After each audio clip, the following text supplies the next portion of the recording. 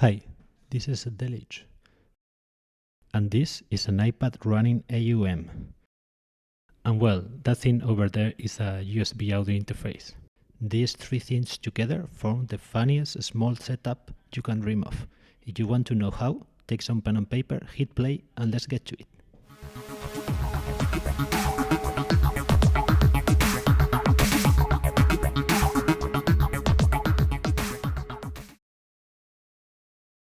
Well, this is my setup.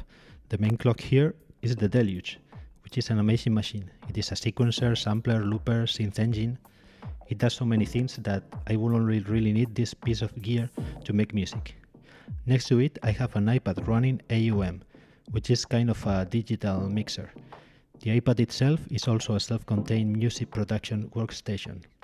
Both together are the best match ever. The iPad receives audio from the Deluge through this USB audio interface, in this case the Behringer UNC 1820, which features 8 inputs and 8 outputs.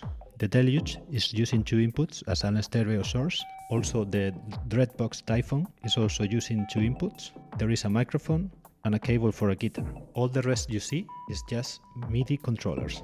I have an Ovation Launch Key MK3, which is a really nice affordable keyboard with a lot of features. It has an arpeggiator module, chord mode, scale mode, velocity sensitive pads, and configurable knobs and faders. And finally, I have 2 launch control XLs.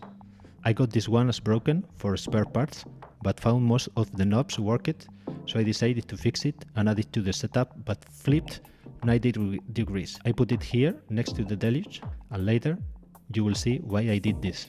All my MIDI routing is done within AUM on the iPad, but you have more powerful apps like MIDI Flow, which allows you to do some more advanced routing. And last but not least, the wooden stand. This is a custom built stand.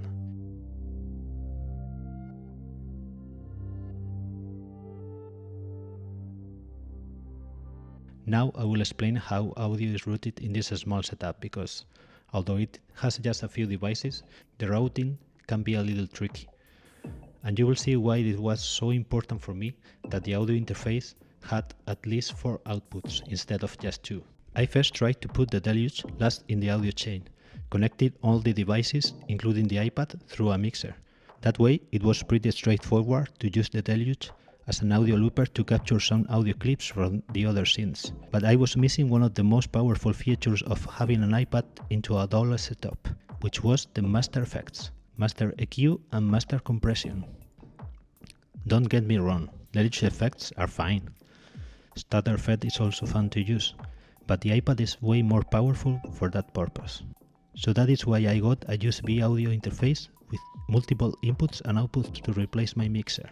So in my current setup, the Deluge main output is connected to 2 inputs of the Behringer audio interface. The audio interface is connected via USB to a powered USB hub, where the rest of MIDI controllers are also connected. And that USB hub is connected to the iPad using the camera connection kit, which is an Apple adapter for iPads that have Lightning ports. The rest of the inputs from the audio interface are for the rest of the devices, like the Dreadbox, an additional iPad, a guitar and a mic. So all the audio goes to the iPad to AUM, where I add some software synths to the mix. Then the final mix goes through outputs 1 and 2 to the audio interface, going to my headphones and to the monitors. You may be wondering what happens if you have more gear than just a Deluge and some microphone or another synth. Well, you have 2 options. You can get a mixer of whatever size you want and connect all your gear there, and then connect the mixer to some of the inputs of the audio interface. On the other hand, I would invest in an audio interface with more inputs, like this one, the Behringer UNC 1820. The reason is simple. Every single input of a USB audio interface will show up in AUM, so you can apply effects individually on each instrument or synth. And you know what? The iPad effects are extremely cool. Now it is when the magic happens. Outputs 3 and 4 of the audio interface are connected to the Deluge line-in for resampling and audio looping. You can decide in AUM which audio tracks go to the output 3 and 4. It could be a software synth, the microphone with sound effects, or even the Deluge itself, or the whole mix for resampling. Whatever you want. You can do that by creating a bus in AUM and setting the output to 3 and 4 of the USB audio interface. Everything that goes to, in this case, bus A, will go to the Deluge. So in any channel you want to send something to resample on the Deluge, you add a bus send, and with this knob you control the amount. 0 will send nothing to the Deluge, but if you set it to maximum, everything that is played here will go to the Deluge so you can record it.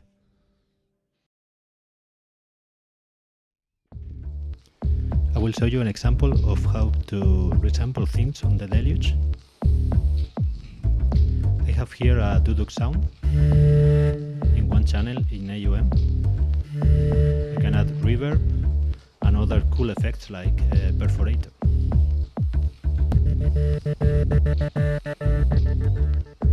So let's say I want this sound to be recorded on the Deluge.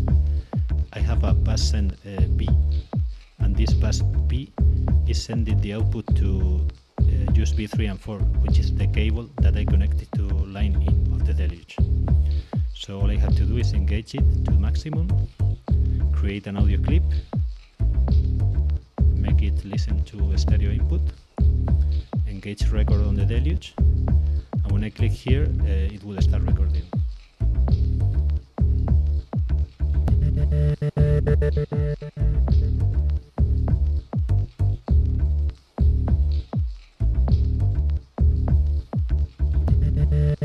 Now it's recording, but my voice is not being recorded because the microphone is going through a different channel.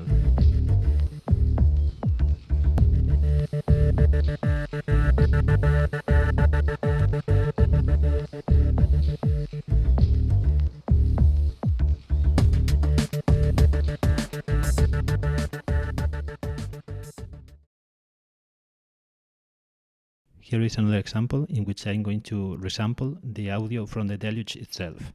I have here 2 tracks on the Deluge. And in the channel in AUM that is receiving the Deluge audio, I'm going to set the bus send to bus B to maximum.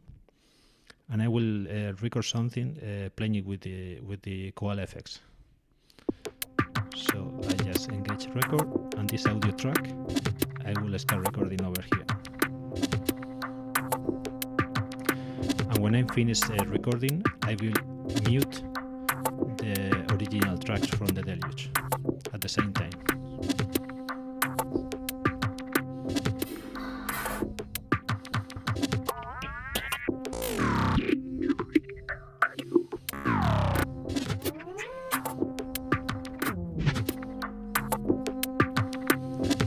Now what you are hearing is just the resampling of that I did with Koala effects in an audio clip.